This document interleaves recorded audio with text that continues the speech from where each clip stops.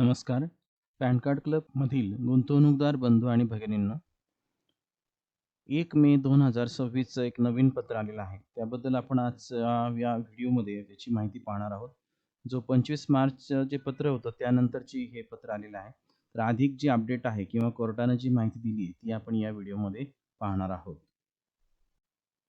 ज्यांनी माझा चॅनल अजूनपर्यंत सबस्क्राईब केलेलं नाही, PS कॉमर्स या चॅनलला सबस्क्राईब करण्यासाठी लाईक बटनावर क्लिक करा. त्यानंतर रेड कलरमधील सबस्क्राईब शब्दावर क्लिक करा. त्याच्यासमोरील बेलच्या चित्रावर क्लिक करून ऑल या पर्यायावरती क्लिक करा. त्यामुळे आपल्याला माझ्या प्रत्येक नवीन व्हिडिओची नोटिफिकेशन आपल्या मोबाईलवर येण्यास सुरुवात होईल. चला तर मग आपल्या मुख्य व्हिडिओकडे.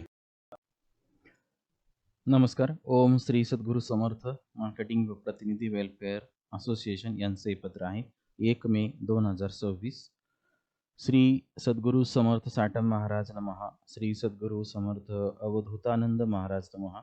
मित्र हो, सर्वोच्च न्यायालयातील 29 एप्रिल 2026 रोजीच्या सुनावणीतील महत्त्वपूर्ण अपडेट.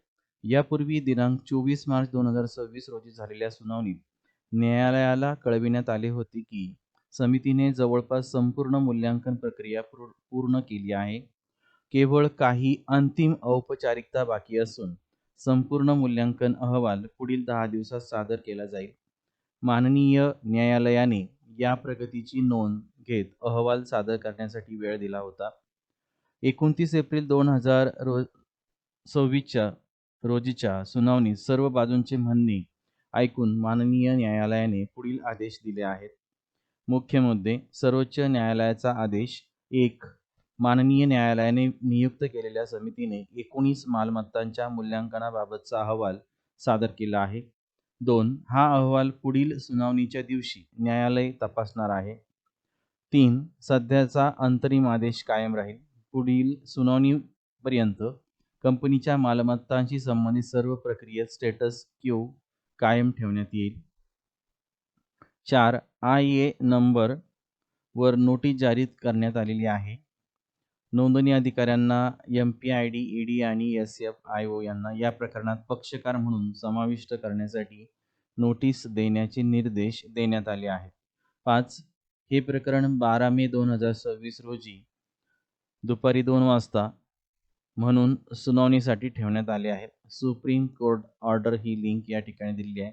व्हिडिओच्या या लिंकवर क्लिक केल्यास काही होणार नाही. ही लिंक वाटल्यास तुम्हाला मी डिस्क्रिप्शनमध्ये देतो. येणारे दिवस सर्व गुंतवणूकदारांसाठी अत्यंत महत्त्वाचे आणि निर्णायक ठरणार आहेत, कारण पुढील कार्यवाही मोठ्या प्रमाणावर या अहवालाच्या निष्कर्षावर अवलंबून असेल. या टप्प्याचा अंतिम निकालावर मोठा परिणाम होऊ शकतो.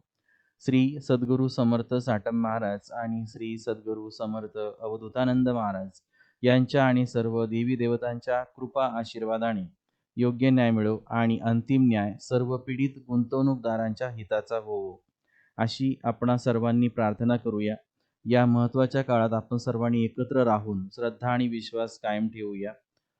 पुढील सुनावणीनंतर अधिक माहिती तुम्हाला याचद्वारे देण्यात येईल. अवधूत चिंतन. श्री गुरुदेव दत्त. धन्यवाद. अध्यक्ष EM गावडे.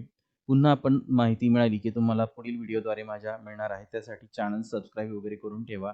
नोटिफिकेशन बेल वगैरे आयकॉन प्रेस करून ठेवा, म्हणजे नोटिफिकेशन तुम्हाला लवकर येईल.